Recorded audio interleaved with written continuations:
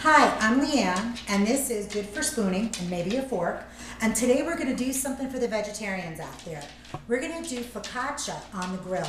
Now, my focaccia is not typical focaccia because in Italy, it's a great big thick piece of bread with the toppings embedded into it or on top. I do more of a flat bread, almost like a pizza style focaccia. And we're just gonna top it with a lot of things, but no sauce.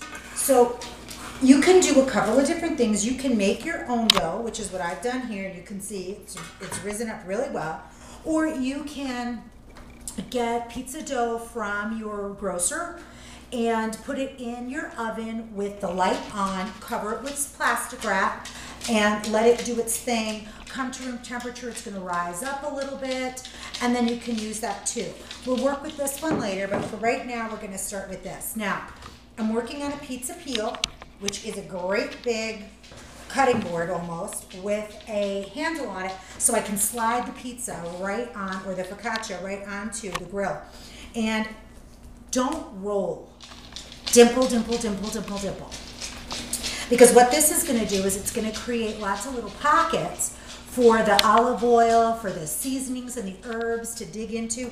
And you can watch, I'm putting opposite pressure, so it's stretching it out, and it's, see all the little dimples on it? That's what we want. Now, really critical to doing this and to doing it properly when you're putting it on the grill is that you want to make sure that your pizza peel is relatively thin, and you also want to make sure that your peel is really well floured, because if it's not and your dough sticks, you're not going to be happy. It's going to be a mess. So if you don't have a pizza peel, you can use a good wooden cutting board, and the same rules apply. Flour it up really well, and make sure that you can slide your dough.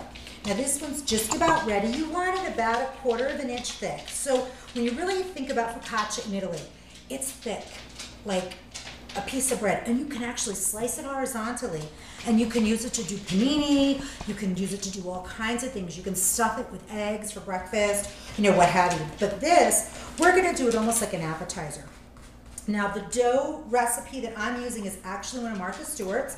I love it. It's called Pizza Bianca, and I will post it on my Facebook page. I will post the link for it. My Facebook page is facebook.com/goodforspooning.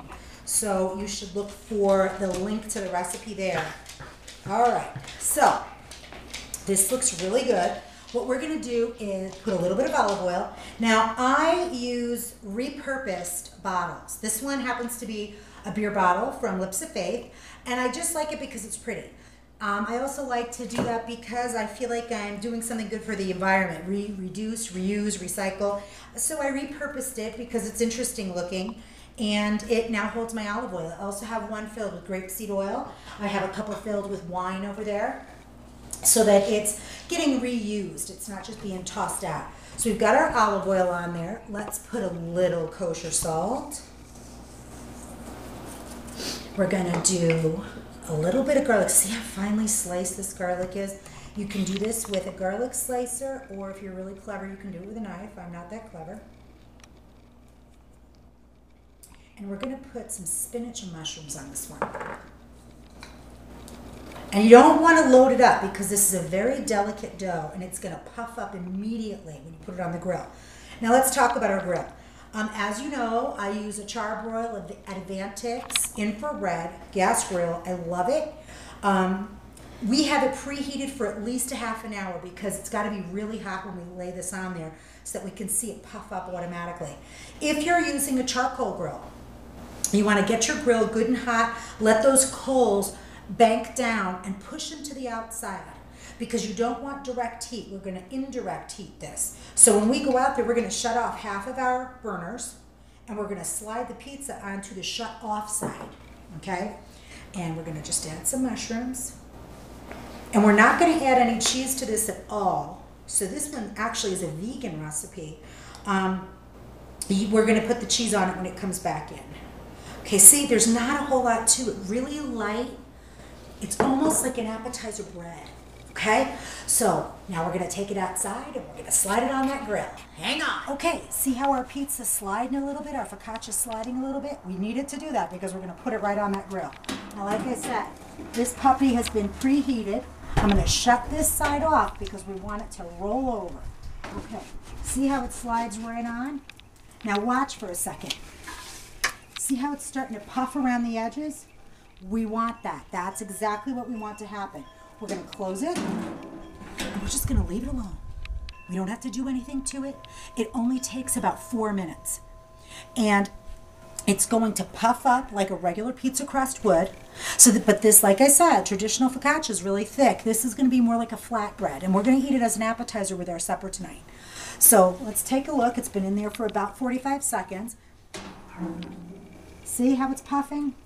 That's the action we're looking for. And you can slide your peel underneath to make sure that it's going to come right back up. Okay, let's wait a few minutes and we'll be right back. Okay, this is the one that I got from the grocery store, and all we did with this one was put some olive oil, some kosher salt, and some fresh rosemary from the garden on here. And rosemary is an incredibly powerfully strong herb, so you want to use it pretty judiciously. My friend Lori can't stand it, so of course I wouldn't be making this for her. So let's take a look on the inside. Where do you see this? Look at that. Isn't that gorgeous? Now what you want is it's going to be a little bit crispy on the bottom. Can you see that? And that's what we want it to look like. It's almost done. See how it's all gorgeous and puffed up? There's lots of great air pockets in there. And again, this is more like a flatbread. A traditional focaccia has very few air pockets at all. So we're going to slide this one onto the other side and pop this puppy off. Look at that. Isn't that gorgeous? Look at it. Oh my goodness, that's fantastic. We'll turn this grill on and shut this side off so that one can cook. All right, we'll go inside and try this. Okay, we've got our focaccia flatbread. Now look at the bottom. See the beautiful grill marks? You really want that because it's crusty. You can hear it. It's very crispy on the bottom. Now I'm using a microplane cheese plane, for better word, but look at the way the cheese comes off. Great big beautiful pieces. And microplane blades are made in the US and they're very, very sharp. They are really the industry standard. And they come in all different sizes and kinds, but this one is what I wanted for this particular use. Let's see. It looks delicious. You can hear the crunch. And the colors are nice and springy, gorgeous. Look at that. It doesn't take long. Let's see. It smells fantastic.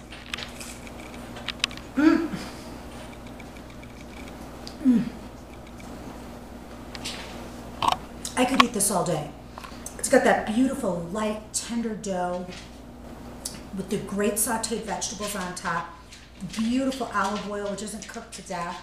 It's so silky in your mouth. I would probably put a little bit more salt on here just because that's how I would like it.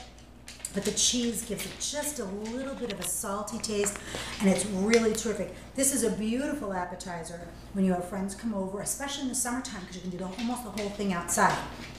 Like I said, I will post the dough recipe for the pizza bianca on facebook.com/goodforspooning. And you can always check me out anytime on YouTube or on Facebook. I'm Leanne. This is Good for Spooning and Maybe a Fork.